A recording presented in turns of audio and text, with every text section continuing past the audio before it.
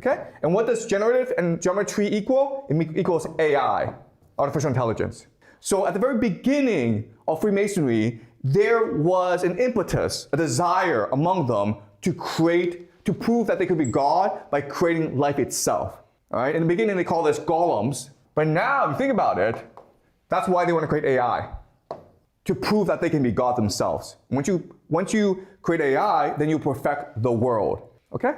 So that is Freemasonry, and you can see how it gives rise now to artificial intelligence. I'm not saying that they planned for artificial intelligence. What I'm saying is that the people in charge now of artificial intelligence, including people like Sam Altman, Peter Thiel, Larry Ellison, Elon Musk, they can now go back to this tradition and basically appropriate this tradition in order to justify their AI surveillance state. All right?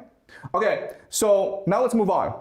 This is Zbigniew Brzezinski, and he was National Security Advisor to Jimmy Carter. Okay? So this book is written about 1970s, okay? This is like 40, 50 years ago. What's amazing about this paragraph is that it perfectly describes America today. This is not just a prophecy, it's almost like a plan, okay? So let me explain what he's saying. He's saying that democracy is problematic. Why? Because it always leads to polarization. You're always gonna have different factions within this democracy who are gonna fight each other. And eventually, you're gonna reach a point where they actually refuse to get along. That's what's happening in America today between the left and the right, between the Democrats and the Republicans, okay? And he's saying this is gonna create a series of crises, social crisis. And the solution, he believes, is a technocracy, all right? So basically, a bureaucracy in Washington, D.C. run by engineers who use artificial intelligence, who use data and statistics in order to better govern society, and who are better able to use this social polarization in order to better manage society, okay? And this is a really, really interesting sentence. Persisting social crises, okay? So what's happening in America right now is the divide between the left and right. The emergence of a charismatic personality. Who's that person? Charismatic personality? Donald Trump, guys! And the exploitation of mass media, okay? So just basically social media in order to indoctrinate and brainwash you. To obtain public confidence would be the stepping stones in the piecemeal transformation of the United States into a highly controlled society, a AI surveillance state. So what he's saying is this: eventually you'll reach a point where the divide will be so vast, the economy will be in such trouble, the people will be so angry that they will demand a Napoleon or Julius Caesar to arise to lead them into a dictatorship. And this could be a good thing because this could create a technocracy which would be better able to govern society, okay? All right?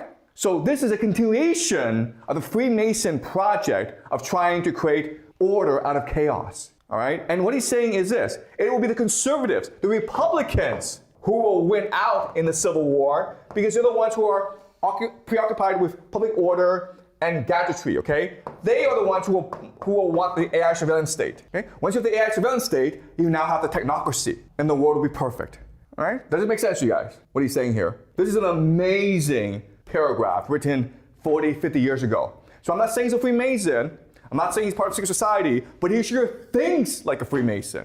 So this is an amazing passage, okay? This is the guy who was National Security Advisor to Jimmy Carter. At this time, this is the height of the Cold War.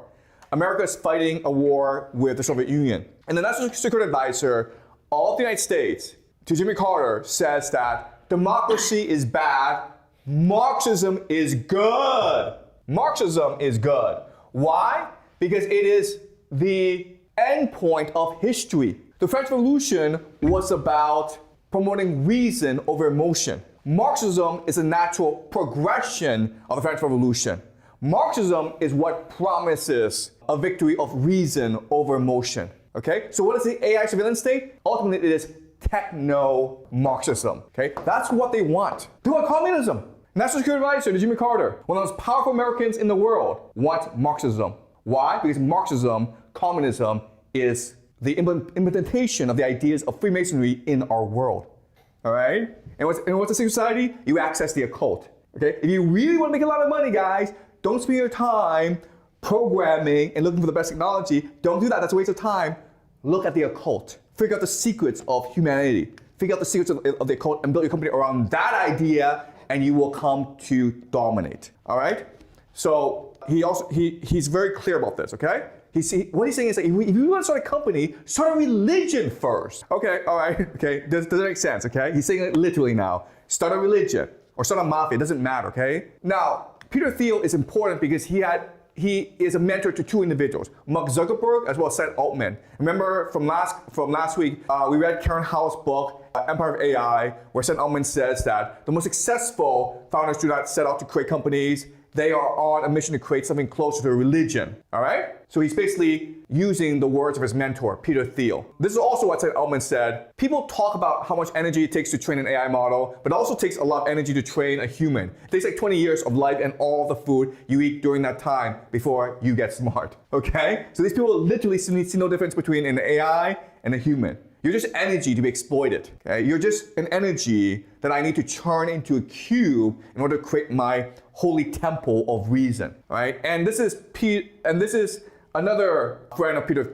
Thiel's called Alexander Karp, and then together they founded a company called Palantir. What is Palantir? Palantir is the ultimate AI surveillance company, okay? So Oracle creates databases of information. Everything about you is in an Oracle database. Palantir then takes this information and predicts how you behave. And this is the Palantir manifesto called the Technological Republic.